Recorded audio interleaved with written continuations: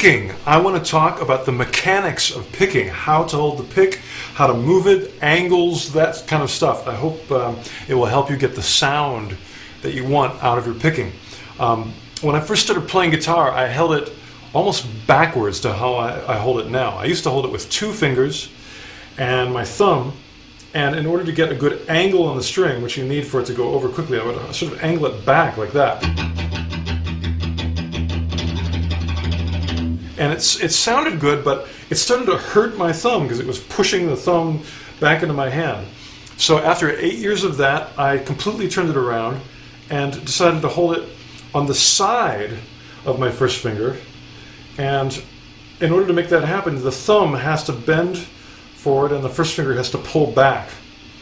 And you can see how if my finger continues to pull back, the thumb angles more and more. So really, where this first finger is controls the angle of the thumb. And all that matters because it changes the sound of the string and that kind of cello-y, brushy kind of sound. And that's what I like. I like that kind of cello-y, swoosh, swoosh, swoosh kind of sound. If it's too parallel with the string, that disappears. You can hear it. But as I angle it, you begin to get that nice little brushy, scratchy sound. And if I have any advice for most people when it comes to picking, it has to do with the tone of the string. And if you just use your ears, the ears are just as important as your fingers, to just slightly change that angle until it really sounds good. It really sounds like a good tone. Then even when you put distortion on, it'll still sound like a cool cello. You know?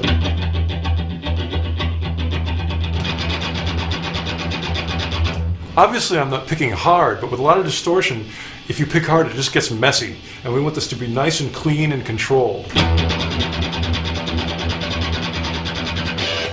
The next thing is to be able to control your accents. You know, be able to hit hard or even hit a harmonic, a pick harmonic, once in a while. To give you an example, you might want to hit where the snare hits in a rock, you know, heavy metal double bass drum beat that's going like ticka ticka ticka ticka ticka ticka ticka ticka. And I'm trying to accent where that snare drum would be.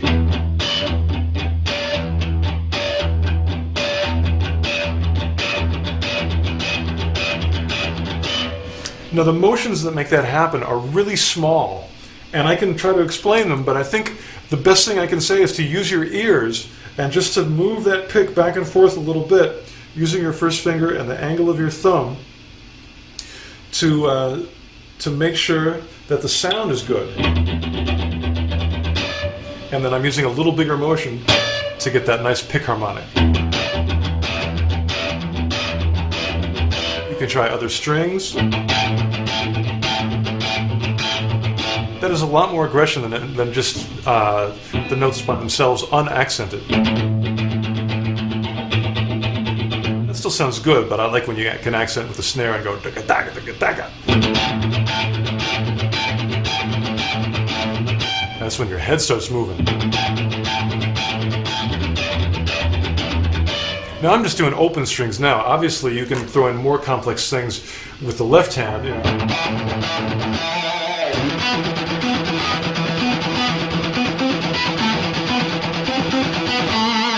It's all alternate picking. And I really do prefer alternate picking for faster things to any other kind. Alternate picking is just doing a downstroke and then an upstroke and continuing that in that fashion, just back and forth. Sometimes there's more efficient ways of picking, but they break up the groove of just that back and forth kind of sound. And also with alternate, I can get bigger motions. And although bigger motions aren't as efficient, they're bigger. And bigger sounds louder and more rock and better. And I like big and rock and louder. And so even for fast things like this, I like alternate picking.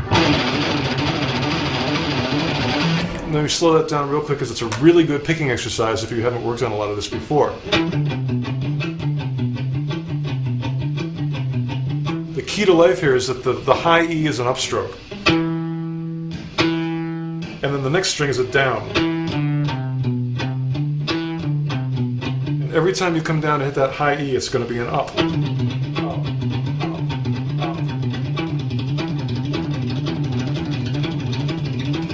And again, as you do this, of course you want to be able to make it faster, but also really listen to what the tone of the strings are doing. You can listen as I slightly change the angle to how the sound changes.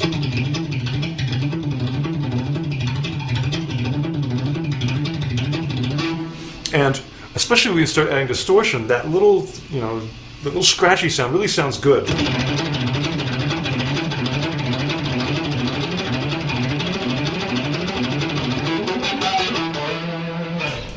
Also, please, don't do what a lot of beginners do, which is to just make your left hand do something that is slower than the right hand. I really want you to sync up the hands, and don't cheat and play 3 notes and pick really fast. It sort of gets the effect, but I just personally I can't go there. I really want my 2 hands to lock up and be synchronized and be dead on accurate. To me, that's metal.